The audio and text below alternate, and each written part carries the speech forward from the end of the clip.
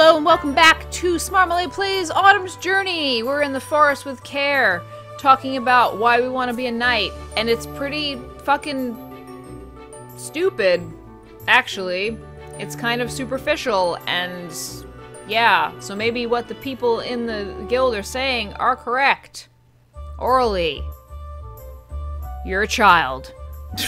I was practically bouncing on my heels. I gazed elatedly up at Care, my hands clamped in fists over my chest. That's why I want to be one so bad. Aren't you doing most of that already? Well, besides slaying dragons and leaving behind a trail of broken hearts. I guess so, but I want the title too. I want it to be official, recognized by the Sun and Moon Council. What about you? Aren't there any dreams you're chasing? You sure seem like the free-spirited type. That's because I am. He stretched his arms up, then sat back on the grass. At first I was going to chide him for taking a break during a patrol, but I decided a few minutes of rest was acceptable. I sat next to him. I'm not up for this knowledge keeper business. I hate it, but my master insists. Knowledge keeper? He glared at me in frustration. Really? You've spent all this time with us and you still know nothing about dragonkind. Hey, you never tell me stuff, and Ilmari, well, you know Ilmari, always goes back to Heavenkind talk. Dragons have a long history, and we record everything orally and anally. Everything we know is passed down to a dragon called a knowledge keeper who will specialize in something. Could be plants, animals, traditional stories, important events. He sighed in defeat and propped up an elbow, nestling his chin in his palm. It's boring! Tucking my knees up, I hugged them and leaned in to get a good look at his face. He peered back at me impassively. I don't have the concentration or focus to retain all that knowledge. When I was younger, they thought I'd be good at it, and my master picked me. Obviously not, though. I find it easier to stop caring at this point. If I don't care, they don't care. Doesn't seem to work on Master Bedroom Eyes, though. Wonder what he even sees in me at this point. How do you do it, with all those expectations placed on you? Me, I leaned on my knees and stared off at the horizon. I'm not sure. Not sure either. This is the first time I've considered my mom's name a burden more than a help. I guess I just accept it. I know I won't ever live up to her legacy, and people perceive that. I can't force someone to see me only for me. However, I have support from my family, the people in Barry, and of course, you guys. They love me for who I am, and they're the ones that matter. I gave him a wry smirk. So, Care, how do you view me?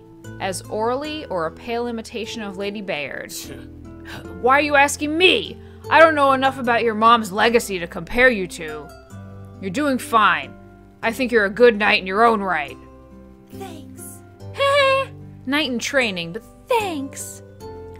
You'll never end up slaying a dragon, though. Oh? With how often you annoy me, I could cross that off my knight accomplishments list pretty easily. Please, even in this form, I could take you on. Is that a challenge? He stood up and bared his teeth, widening his stance. Bring it. Bring it! I sighed, wondering if this was even a good idea, but I also got up. I wiped the grass off my skirt and touched my sword hilt. He eyed it condescendingly. Oh, what's this? Relying on a weapon? I'm unarmed. This is hardly fair. You know I'm not good with hand-to-hand combat.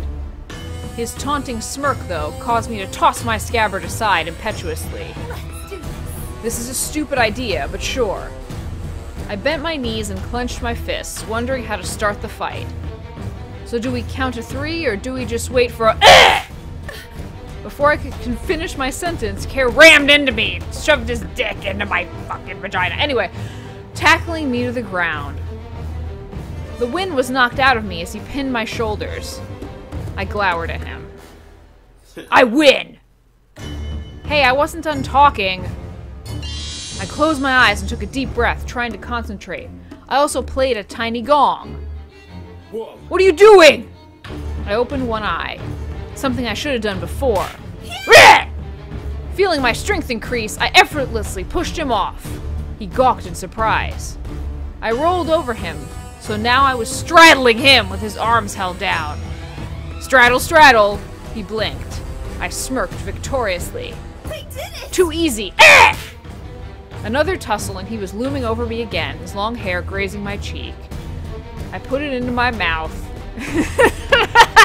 I don't know where I was going with that. Why are the tips of his hair blue? Whatever, I'm not even gonna ask. Bring it. If I was in my true form, you would have been crushed under my foot! Bah! Ha! I wrestled him, slamming him down so I was on top again. You guys, quit it with the foreplay. Even in your dragon form, if I had my sword, I would have skewered you a dozen times. Please! It'd merely feel like splinters! Hey, splinters hurt a lot. Have you ever got— We rotated again, and this time he pinned my wrists. Unable to wriggle out of his grip, I sighed and rested my head back on the grass as my little focus spell faded. If Kair's body was that of normal heavenkind, I would have stood a better chance. You win, only because I wasn't allowed my sword. Right, whatever makes you sleep soundly at night. Ha ha ha ha ha ha ha, Manry! His grasp on me loosened, but he did not budge. Instead, his eyes examined me intensely before lingering over my neck. Okay. He inched closer and I panicked, shaking my head frantically. Wait, don't take a bite out of me. I already said you won. I struggled and he hastily let go, rolling off of me. That was invading some serious personal space there. What did my mom tell me to do when men got that close to me? Wait, I didn't have my sword on me, so her advice would have been useless. I rubbed my neck self-consciously as I sat up, while Kair angled his body away. And blushooed all day. After retrieving my scabbard, I noticed Kair was pacing impatiently. I agree, we've rested enough. Let's finish this patrol and go home. Meh! Can you take care of my fucking boner? Kair? Yeah, sure. He rubbed his forehead as if contemplating something. I resisted commenting since I knew he would insist it was nothing and refused to answer. Instead, I gave him a friendly slap to the shoulder to help him focus on the task ahead. Right. That was loud. Then let's go! You can tell your master that heavenkind like long, pointless walks afterward. He mustered a weak smile, but said nothing. We finished the patrol, and I reported it to the receptionist. Kair remained taciturn the whole time, and barely said a word when we parted. I wonder if it was something I said, or maybe he finds patrols utterly boring.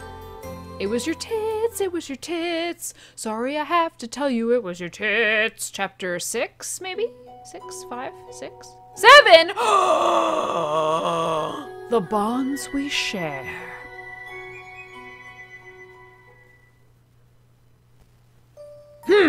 What should I tell him this time? The three of us were once again at one of the altars, while Kair mentally countered reports on his fingers.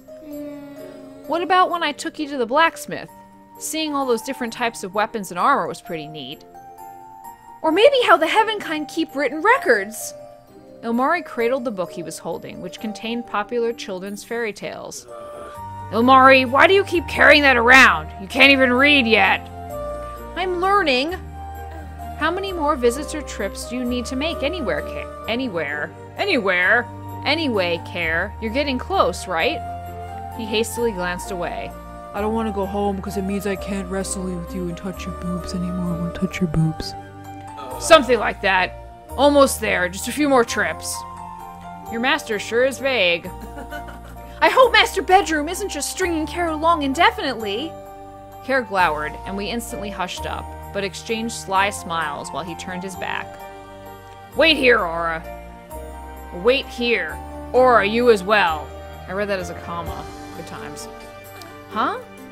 But I was the guest of honor at all your little reports before, and you were getting better at them too. Although I wish you would stop heavily hinting about how you would like to see a battle tournament in action. I crossed my arms with resolve. I'm not accepting those postings, and that's final. Kair grumbled some more, but left anyway. I waited behind with Ilmari, who perused the book, despite of the low lighting in the cave.